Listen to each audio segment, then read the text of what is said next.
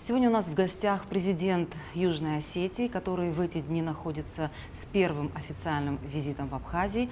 Здравствуйте, Анатолий Ильич. Спасибо большое, что вы нашли время ответить на наши вопросы. Меня зовут Рада Аргун, я представляю Абхазское государственное телевидение, и мой коллега Рустам Зантари, который представляет частный телеканал Абаза ТВ. И позвольте начать с сегодняшней повестки дня.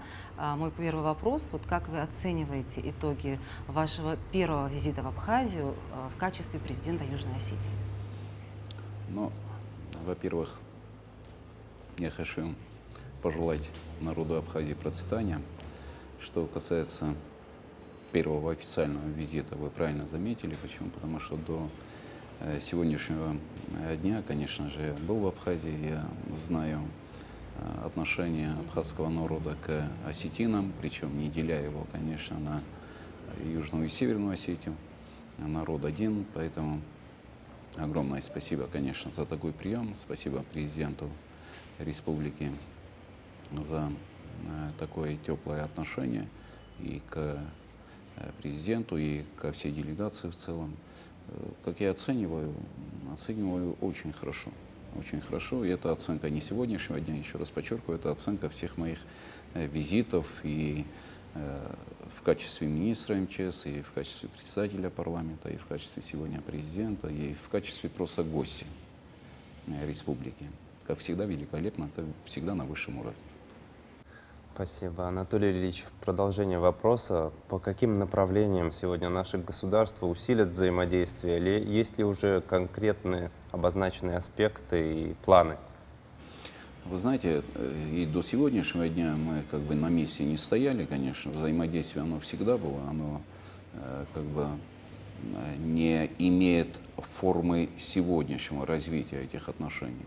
Они всегда были. Правда, к сожалению, можно отметить, что в какой-то момент наши взаимоотношения чуть-чуть просели, но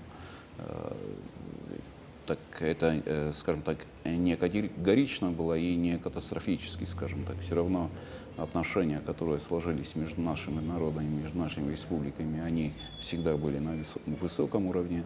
В данном случае, во время нашего общения с Раулем Джомковичем, мы для себя определились, что все-таки, исходя из того, что нас связывает, а нас связывает не история, я сегодня об этом говорил, не история, связанная с нашим противостоянием грузинской агрессии еще в конце прошлого века, а еще раньше, исторически вековые наши связи.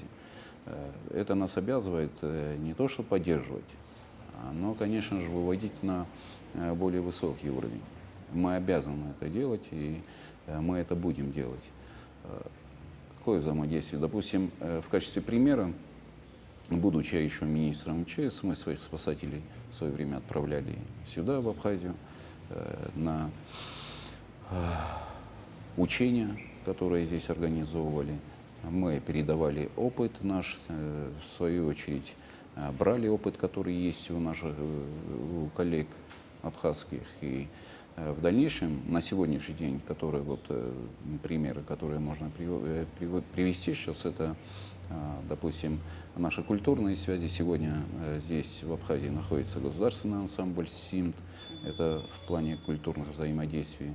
В плане туристических, пожалуйста, опять-таки пример. Сегодня здесь, в Абхазии, находятся дети из Южной Осетии, отдыхают по приглашению правительства Абхазии, за что им, конечно, огромная благодарность и председателю правительства, и всем, которые непосредственно нашими детьми занимаются, да и нашей делегации в общем. Огромное, конечно, спасибо. Дальше какие перспективы? Перспективы совершенно очевидны и понятны, и тут ничего не придумывать не надо. Мы, опять-таки, на пресс-конференции с президентом Абхазии об этом заявили. То есть все сферы практически деятельности наших республик, наших народов, они абсолютно требуют развития взаимоотношений в экономическом плане, в социальном плане, в образовании, в здравоохранении, практически во всех направлениях. Сегодня я могу сказать, что в Южной Осетии учатся студенты из Абхазии, несколько человек, почему бы не учиться тем же студентам, допустим, из Южной Осетии, здесь в высших учебных заведениях Республики Абхазия. Я думаю, что сотрудничество в военной сфере, которая она была как бы не в качестве двух силовых министерств в свое время, да, у нас тогда, не у вас, не у нас тогда Министерства обороны не было, когда, к сожалению, была война, но на сегодняшний день у нас есть все эти структуры, почему бы не проводить точно так же совместное учение на территории Южной Осетии будет или на территории Абхазии это будет, это в принципе не принципиально, там очередность и какой-то график можно сделать. Почему бы в экономическом плане там, по созданию, допустим, совместных каких-то предприятий, я еще раз подчеркиваю, конечно же, то, что нам помогает Российская Федерация, это великолепно. Без Российской Федерации ни Южная Осетия, ни Абхазия вряд ли были сегодня теми республиками, которыми сегодня есть. В то же самое время мы должны понимать, что сегодня Россия, в принципе, вкладывает деньги для развития и экономики Южной Осетии, экономики Абхазии. Эти усилия можно объединить, и общие проекты можно сделать, и это может касаться и туристической сферы, это может касаться и промышленного какого-то производства, выпуска каких-то товаров. Я опять-таки очень бы хотелось, чтобы, допустим, на рынок Южной Осетии попадали хотя бы мандарины, именно выращенные здесь, в Республике Абхазия. То есть фронт работы огромен, и, конечно, будем заниматься. Кстати, вот продолжение темы, ну, понятно, что и у Абхазии, и у Южной Осетии один главный стратегический союзник – это Российская Федерация. И, как вы уже сказали, Россия уже с десяток лет оказывает социально-экономическую помощь нашим двум республикам. Вот скажите, есть сегодня у Южной Осетии вот, свой рецепт максимально рационального использования вот этих российской финансовой помощи? Конечно. Конечно, более того, не только видение рационального использования, но уже конкретные шаги делаются. Причем мы стараемся использовать не только вот помощь, которая оказывает, скажем так, Россия в целом. Мы сегодня нацелены на то, чтобы развивать отношения со субъектами Российской Федерации.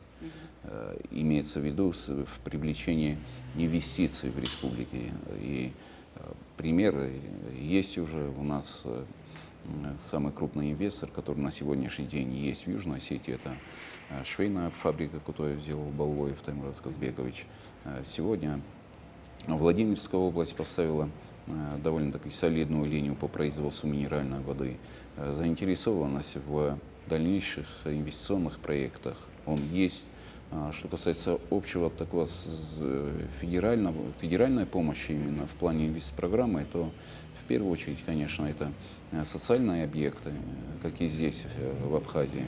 И школы, и детские сады, театр сегодня достраивается, больница, университет, родильный дом, то есть серьезные объекты. И, конечно же, мы должны понимать, что завтра эти объекты надо содержать.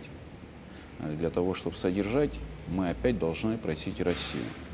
Вот мы должны уйти от этого и сделать так, чтобы на содержание республика зарабатывала сама. А для того, чтобы она зарабатывала, нам надо привлекать инвестиции. Мы очень много шагов сделали по изменению Конституции, законов, которые бы защищали инвесторов, возможных инвесторов, которые придут, и тех инвесторов, которые сегодня есть. Но этого может быть мало. Может быть, там будем рассматривать там определенные налоговые преференции, да, для инвесторов. То есть очень много шагов, которые мы будем делать. Опять-таки, из федерального бюджета, конечно, на развитие экономики тоже, для развития реального сектора экономики, это опять-таки, вот как раз 11 июля мы будем открывать уже производство, значит, колбасных изделий. Сегодня в проекте развития уже в промышленном плане есть проект по производству базальтового волокна. То есть очень много проектов, которые завтра, конечно, дадут ощутимый результат для пополнения собственного бюджета. И, кстати, Россия в этом заинтересована. Почему? Потому что, конечно же, постоянно выделять деньги ни абхазам и ни осетинам невыгодно. Мы всегда умели работать, мы можем работать, и, конечно же, сами тоже должны зарабатывать. Обязательно. Переходя к другому аспекту, можно отметить, у Абхазии и Южной Осетии много общего, и, безусловно, есть одна внешнеполитическая площадка, на которой мы добиваемся главной цели заключения мирного соглашения с Грузией. Это Женевская переговорная площадка. Насколько сегодня вы считаете реалистичным достижение вот этой самой цели, и вообще, насколько эффективна Женева сама по себе? На сегодняшний день, в принципе, уже самой Грузии необходим этот документ. Мы под надежной защитой. И для того, чтобы вот это баланс этой защиты как бы для нас был еще более приемлем, конечно, нам необходимо подписать этот документ, и причем жизненно необходимо для наших граждан. Но, к сожалению, они не понимают, мы должны это вынести на тот уровень, чтобы наши соседи поняли, что не только нам это необходимо, но и им необходимо тоже, самой Грузии. Почему? Потому что любая договоренность, это в первую очередь должна быть основана на какой-то взаимовыгодной основе. Конечно, у нас есть опасения. У нас есть опасения, что этот договор не подписывается с целью, скажем так, возможного решения и абхазской проблемы, и южной, и юго-осетинской проблемы методом силы. И они это не раз демонстрировали. Нас это напрягает. Почему? Потому что на сегодняшний день проводится масса учений на территории Грузии, на других территориях стран, которые входят в Североатлантический блок, с участием вооруженных сил Грузии. Конечно, нас это не может не напрягать. Нам это необходимо, еще раз подчеркиваю, жизненно необходимо, но в то же самое время я надеюсь, что они поймут, что это им тоже необходимо для населения. Ведь в случае их агрессии мы тоже будем какие-то шаги делать, правильно? И в этом плане мы должны понимать, и в первую очередь и Южная Осетия, и Абхазия должны быть уверены, что у них нет вот этих реваншистских настроений. И, конечно же, мы очень надеемся, что они все-таки уже реально оценят ту политическую ситуацию, и ту реальность, которая сегодня есть. Это очень важно. Женевские дискуссии, как вы знаете, и для вас, и для нас, они пока единственные, где мы можем говорить о нашей позиции, где мы можем как бы доказывать нашу позицию, доводить нашу позицию. К сожалению, на этих дискуссиях и ваша сторона, и наша сторона всегда ставят вопрос, чтобы нам дали возможность высказаться и на уровне европейских демократических институтов, в том же ОБСЕ или ПАСЕ, в международных площадках, в том же ООН. Но на сегодняшний день, к сожалению, лобби, скажем так, если можно такое слово употребить, да, лобби, поддерживающих Грузию, или грузинское лобби, оно на сегодняшний день, к сожалению, оно пока не то что сильное, но вот обман, который вокруг событий Южной Осетии и Абхазии, он еще не сломан. Хотя реальные шаги в этом плане сделано, и практически многие государства и лидеры государств это понимают. Но они туда уже вовлечены, и отойти им очень тяжело. Я думаю, что совместными усилиями, конечно, не без помощи Российской Федерации, мы будем этого добиваться. Конечно, если бы дали нам возможность выступить на площадках таких высоких, как ОБСЕ, ПАСЕ, ООН, мы бы довели бы свою позицию. Но в любом случае сегодня мы имеем то, что имеем. Нам пока с этим жить, но сдаваться, конечно, не надо. Конечно, мы должны твердо идти по тому пути, который выбрали, доводить до международного сообщества хотя бы на женевских дискуссиях правду, реальность. И, как говорят, вода камень точит. В любом случае, они придут к той истине, которая сегодня есть. Главное перетерпеть, да? Да, да. Скажите, пожалуйста, а вот есть какие-то возможности или политические инструменты для того, чтобы добиться признания Грузии геноцида, осуществленного в Южной Осетии и Абхазии? И вообще нужно ли нам это? Это необходимо. Это необходимо. Почему? Потому что если для нас, в первую очередь, если мы не будем ценить те жертвы, которые нам принесла Грузия, тогда у нас будущего нет. Вот буквально только что мы приехали с музея боевой славы здесь, в Сухуми. Я, конечно, благодарен тем людям, которые там работают, благодарен тем, которые вообще участвуют в создании материальной базы этого музея, начиная с наград, заканчивая там письмами, личными вещами. Это же дорого стоит, ведь без прошлого, мы всегда говорим, без прошлого нет будущего. И если мы закроем глаза на те жертвы, которые были во время этих геноцидов, тогда мы уже, наверное, не ценим свою историю и не ценим тех людей, которые не то что в борьбе за какую-то там независимость, суверенность, а просто были убиты. Просто потому, что он осетин. Просто потому, что он уходит с, скажем так, с театра боевых действий, и за театром боевых действий его просто-напросто расстреливают. Их просто снимали с автобусов и закапывали живьем. Это называется геноцид. И когда говорят, что вот там не столько людей погибло, ребята, послушайте, в Южной Осетии там 53 тысячи человек. Вот сколько должны они убить, чтобы это считалось геноцидом? Конечно, 50 тысяч как цифра, это маленькая цифра по отношению к тем государствам, где проживает там 50 миллионов, там 200 миллионов. Но как этнос нас всего 50 тысяч, а не как население общее. И когда это дело касается этноса, и когда есть определенное количество людей убитых, и когда это в процентном отношении выражается уже в огромных количествах, то это как раз называется геноцид. Причем мы прекрасно понимаем, что уничтожались именно потому, что они конкретной национальности. И это есть геноцид. И мы будем добиваться, конечно, чтобы Грузия признала геноцид. Ведь морально они обязаны это сделать. Вот они обязаны. Они же знают, что они уничтожены. Вот и если у них это мужество, национальное мужество будет признать геноцид, то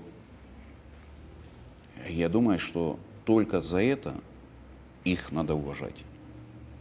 Как Республика Грузия, как народ, как волевой народ, который согласился с этим.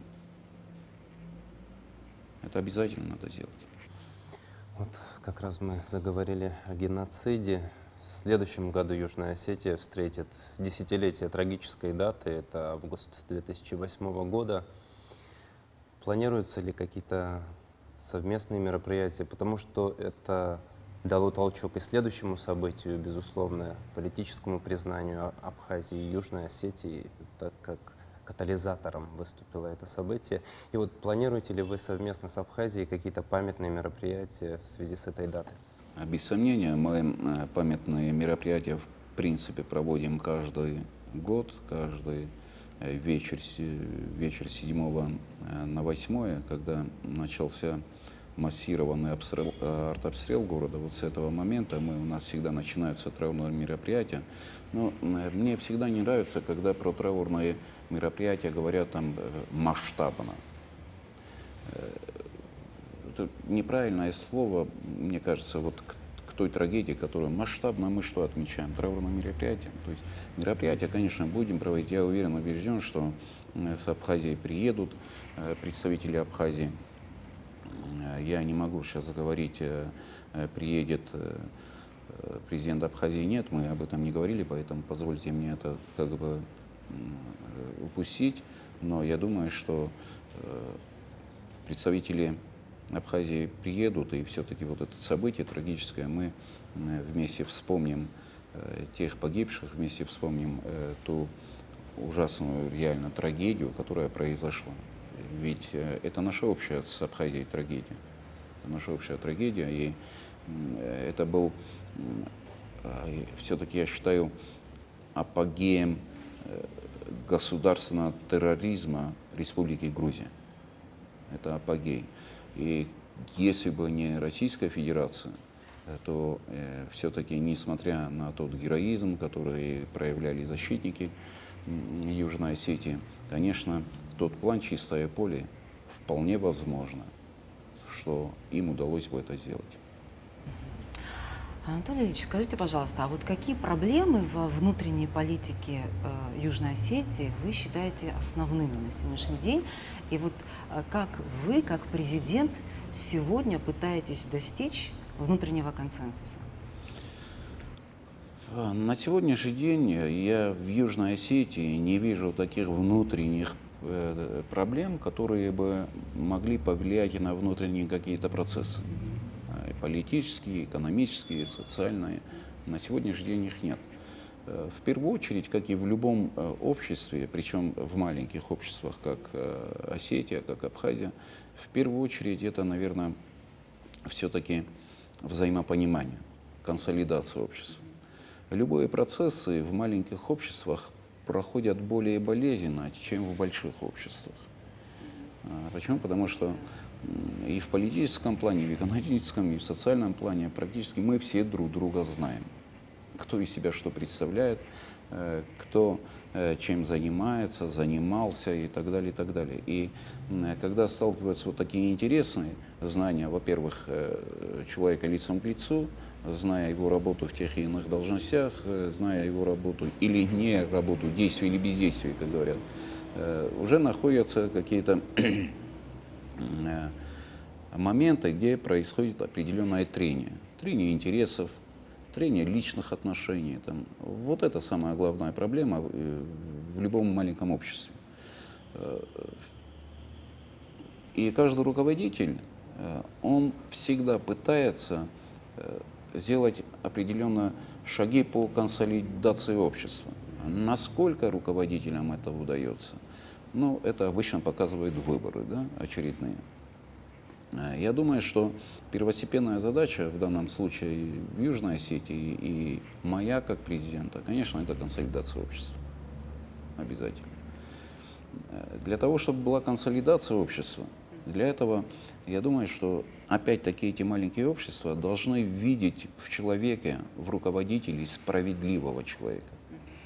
То есть, если этот человек справедлив в своих суждениях, в своих действиях, в своих высказываниях, в своем отношении, то народ, как бы там ни было, будет консолидироваться. Если же в руководителе будут видеть человека, который в какой-то степени защищает свои какие-то интересы, свои какие-то проекты, когда люди будут видеть, а это обычно бывает, опять-таки, в маленьких обществах видно, что если этот человек заботится только о себе и о своей семье, то ни о какой консолидации речи нет. То есть есть такое понятие в армии, я как военный вам скажу, делай как я. Да? Если ты делаешь все это справедливо по отношению к своему народу, то народ тоже будет делать, как ты. Справедливо будет подходить ко всем проблемам, которые есть. То есть президент – это образец? Образец, без сомнения. Без сомнения. Понятно. Анатолий Ильич, или должен быть образцом. Да. Завершается ваш первый официальный визит в Абхазию в качестве президента. Есть ли уже планы на следующий визит, или вы планируете встречать на своей земле президента Рауля Хаджимба? Я, конечно же, пригласил Рауля Адемковича посетить тоже с официальным визитом Южную Осетию. Он дал свое согласие, конечно, даты мы будем определять уже как бы впоследствии, и протокольные службы, но нельзя не приезжать в Абхазию. Я думаю, что все-таки следующий приезд будет не под камерой, а просто отдохнуть. Просто отдохнуть в стране души. И действительно мне иногда кажется, что Абхазия — это самая лучшая дача Господа Бога. И очень бы хотелось, конечно, чтобы с Абхазии тоже приезжали к нам. А не только там, с официальными визитами на определенные мероприятия, там, ну и просто приехать в гости. Тем более очень много людей и в Южной Осетии, и в Абхазии, которые просто дружат друг с другом. И я вот когда говорю о дружбе, и когда вот эта дружба есть, когда вот эти отношения есть, тогда уже логистика, то есть расстояния, они в разы уменьшаются. Поэтому та дружба и те братские отношения, которые у нас есть, они во многом уменьшают те километры, которые между нашими государствами есть. И нам просто надо не лениться переезжать в гости друг к другу. Так что и вас приглашаю, и ваших коллег. Спасибо. Спасибо вам большое за интервью и удачи вам на вашей нелегкой работе. Нам всем удачи. Спасибо. Спасибо.